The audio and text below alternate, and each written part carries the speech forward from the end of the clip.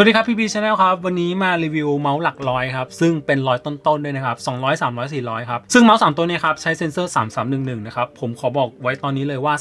3311ไม่ใช่เซ็นเซอร์ที่เหมาะกับการเอาไปเล่นเกมเท่าไหร่นะครับซึ่งถ้าเกิดใครตามหาเมาส์ราคาถูกๆไว้ใช้ทำงานไว้เสียบกับโน้ตบุ๊ก3ตัวนี้โอเคนะครับแต่ถ้าเกิดจะเอาไปเล่นเกมผมไม่อยากจะแนะนำ3311เท่าไหร่มันไม่ใช่เซ็นเซอร์ที่มีค่าการอ่านที่ไวมากนักนะครับแต่3ตัวนี้มีบางตัวที่พอเอาไปเล่นเกมได้อยู่นะครับสำหรับคนที่มีงบไม่เยอะนะครับอยากตามหาเมาส์หลักร้อยผมจะเล่าให้ฟังครับ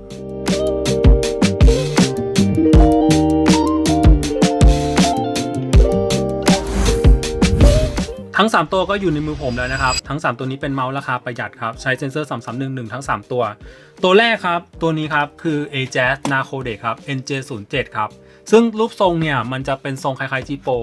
จะมีความอยู่ตรงกลางระหว่าง G-Pro แล้วก็ G-Pro Mini ครับเจ้าตัวเนี้ยจะอยู่ตรงกลางนะครับไม่เล็กไปไม่ใหญ่ไปตัวนี้ครับ Leobox GM2 Pro นะครับเป็นทรงหน้าต่ำท้ายโด่งนะครับรูปทรงจะมีความคล้ายๆกับ Pulsar X2 นะครับจะเป็นหน้าต่ำท้ายโด่งที่ตรงกลางกว้างแล้วก็ตัวนี้ครับ Simmeng Zero One Pro นะครับรูปทรงเนี่ยจะมีความคล้ายๆกับ Hitscan Hyperlight แล้วก็ ATK F1 นะครับจะเป็นทรงแนวๆนั้นคล้ายๆพวก Viper Mini อ่ะนะครับตรงกลางไม่ได้เว้าเท่าไหร่ของในกล่องทั้ง3ตัวก็จะมีตัวเมาส์แล้วก็มีสายเคเบิลแล้วก็มีตัวรับแบบนี้นะครับเป็นตัวรับนาโนแบบนี้ซึ่งทั้ง3ตัวเนี่ยไม่มีตัวไหนที่ให้ตัวต่อขยายสัญญาณมาเลยนะครับผมก็แนะนำให้หาจากเมาส์อื่นนะครับมาเสียบเพื่อ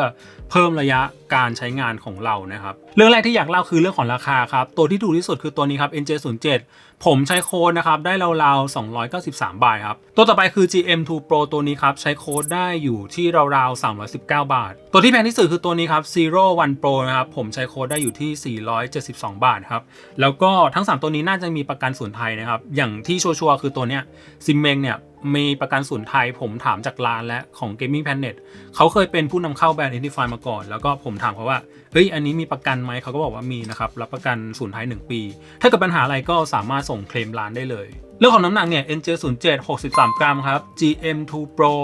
55.6 กรัมแล้วก็ Zero One Pro อยู่ที่ 55.5 กรัมครับเรื่องของน้ำหนัก2ตัวนี้ไม่ได้ต่างกันมากเท่าไหร่นะครับแล้วก็ NJ07 จะเป็นตัวที่หนักที่สุดทั้ง3ตัวเนี่ยใช้เซ็นเซอร์3311นะครับแล้วก็ข้อดีคือสามารถเชื่อมต่อได้3โหมดได้ทั้ง3ตัวเลยเสียบสายไร้สายแล้วก็สามารถใช้บลูทูธได้สำหรับคนที่ต่อกับโน้ตบุ๊กนะครับเมาส์3ตัวนี้สามารถใช้ได้ผมข้ามไปพาร์ทสุดท้ายแล้วกันความรู้สึกในการใช้งานซึ่งผมคิดว่าสิ่งนี้สำคัญที่สุดนะครับในการที่จะเลือกซื้อเมาส์ไว้เล่นเกมสักตัวคือทั้ง3ตัวเนี่ยเราสามารถใช้ทำงานได้หมดเลยนะครับถ้าเราใช้ทำงานปกติเข้าเว็บทำงานต่างๆไม่มีปัญหาอะไรเลยนะครับแต่ถ้าเกิดจะเอาไปเล่นเกมนะครับผมขอเล่าจากการใช้งานจริงๆใน Overwatch นะครับเวลาผมเล่นผมเล่นโหมดสเตเดียมเป็นหลักนะครับแล้วก็จะมีบางครั้งที่ผมใช้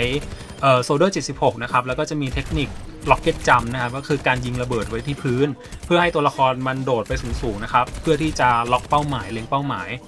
ถ้าเกิดเมาส์ตัวไหนที่มีค่า IPS น้อยครับค่าการอ่านระหว่างตัวเซ็นเซอร์กับพื้นมันมี IPS น้อยแปลว่าเป้ามันจะตามมือเราไม่ทันเวลาเราตวัดเมาส์เร็วๆเป้ามันจะตามมือเราไม่ทันทำให้เป้ามันจะเกิดอาการหลอนนะครับซึ่งเซ็นเซอร์3311มันจะมีค่า IPS ที่น้อยนะครับแล้วมันจะตามเป้าไม่ค่อยทันเท่าไหร่แต่จากการใช้งานจริงจากการใช้เทคนิคนี้ในการเล่นจริงๆนะครับทั้ง3ตัวนี้มีเพียงแค่ NJ07 นะครับที่เป้าหลอนเวลาใช้เทคนิคนี้เวลาตวัดมาไวๆตัวนี้จะมีอาการหลอนส่วน2ตัวนี้สามารถใช้เทคนิคนี้ได้นะครับไม่เกิดอาการหลอนเวลาเราตวัดมาไวๆนะครับเพราะฉะนั้นถ้าเกิดเราพูดในเรื่องของ performance การเล่นเกมผมอยากจะตัดเจ้า NJ07 ตัวนี้ทิ้งไปเลยนะครับเพราะว่ามันใช้เล่นเกมได้ไม่ดีเท่าไหร่ครับซึ่งก็จะเหลือ2ตัวนี้ครับที่ผมคิดว่าเหมาะกับการเล่นเกมซึ่ง2ตัวนี้ต่างกันในเรื่องของรูปทรงตัวนี้เหมือน Hitscan Hyperlight นะครับเป็นฟีลแบบ Viper Mini ตัวนี้ก็จะมีความหน้าต่ำท้ายโด่งนะครับเหมือน Pulsar X2 นะครับเรื่องงานประกอบนะครับ Leobox GM2 Pro ตัวนี้ผมรู้สึกว่างานประกอบทำได้ดีกว่า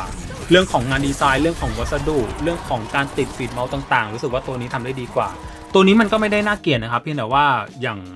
ฟีดเมาส์ตรงเซนเซอร์มันก็มีการติดเบี้ยวหน่อยๆซึ่งมันอาจจะเป็นดีเทลเล็กๆแต่มันก็สื่อได้ว่าแบรนด์ไหนงานดีกว่ากันนะครับผมรู้สึกว่าของ Leobox งานดีกว่าเรื่องน้ำหนักมีความพอๆกันเพราะฉะนั้นเรื่องนี้ถือว่าเสมอกันนะครับสิ่งที่แตกต่างอีกเรื่องคือเรื่องของสวิตช์คลิกครับเจ้า GM2 ตัวนี้ใช้เป็น Huano Micro Switch ครับรองรับการคลิกได้ประมาณ50 ล้านครั้งนะครับเสียงคลิกจะมีความเงียบมีความนุ่มๆสมกับเป็น Huano นะครับ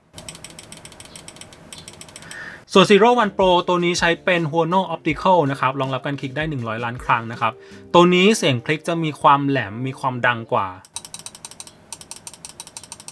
เดี๋ยวผมเปรียบเทียบให้ฟังนะครับ